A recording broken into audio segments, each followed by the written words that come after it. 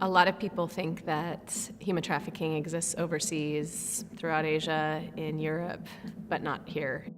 That's just a fallacy.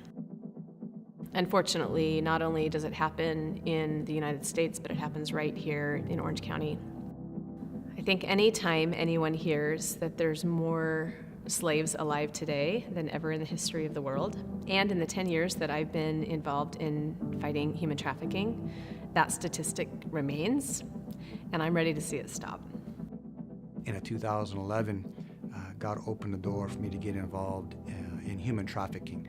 Here I had been a police officer for 30 years, and I hadn't even the slightest idea that these women and girls and boys were victims.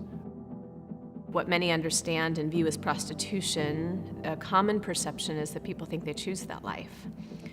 But when you really get to know the victims and you begin understanding their story and peeling back the layers, what you very soon discover is that the vast majority of them were either victimized as a child sexually. We see a lot of victimization is within foster youth. They are the most vulnerable in their own sense of belonging and desiring to have place in this world or to be considered loved or part of family. They are literally targeted by pimps and traffickers. Because these guys are master manipulators, they're gonna find someone who's hurt, and they're gonna go up and they're gonna tell them, you know what, you have beautiful hair, you have beautiful eyes, something that's gonna get her attention. And it might be the first positive thing she's heard, in weeks. They're gaining their trust. We call it the grooming process. And it may be 3 weeks of taking her to dinner or lunch. So this guy is gonna invest maybe $100 for a 15, 16, 17-year-old girl.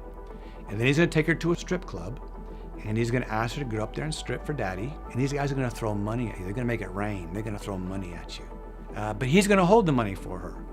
He's holding the money for her because they're gonna get an apartment, they're gonna get a condo together, and she's believing all this. And then all of a sudden one day it's like, I want you to go in that hotel room, and I've got a friend or I've got someone I know, and he's gonna come have sex with you, but it's okay.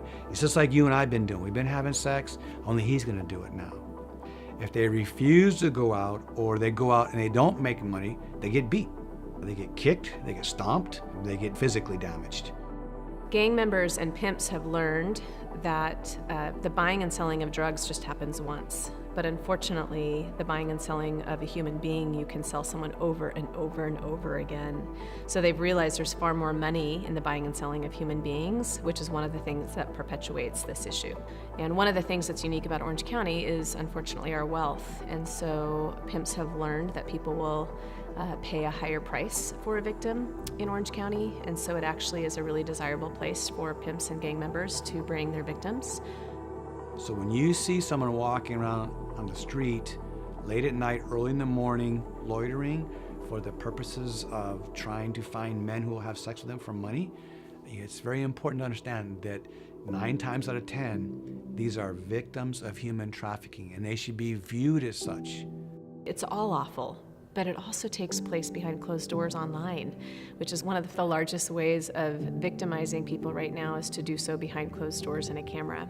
And I don't think that people realize when they're viewing those images online, probably about 90 to 95% of them are there not by their own choice. They are victims. All of it happens, and it all happens right here in Orange County. We're all about identifying, locating, and recovering victims of human trafficking. We identify them either on the internet, where they're posted, or we identify them by going out on the blade or the track where they're forced to work. Ideally, what we want to do, we want our advocates to get a contact number from the victim. And then that way they can contact each other by text. Then we just come in with God's love. And that's usually how most exits occur, is that a relationship is developed over 2-3 weeks, the trust is developed, and then they say, you know what, you people are real, I want to get out, and now, thank God, we have somewhere we can take them where we know they're going to get exactly what they need in the Orange County Rescue Mission. Here at the Orange County Rescue Mission, we focus on serving the least, the last, and the lost of our community. In working with these young girls that are enslaved on the streets as prostitutes, There's a great need to be able to provide a safe environment and those items that are necessary for true transformation in their lives. Strong Beginnings is the name of our program. One of the keys to the Strong Beginnings program is to break the cycle of destruction in these young women's lives, to bring them in a unique opportunity to reinforce dignity in their lives and help them recover from these incredibly challenged, broken situations that they're in, to provide many of these life-saving resources that are necessary.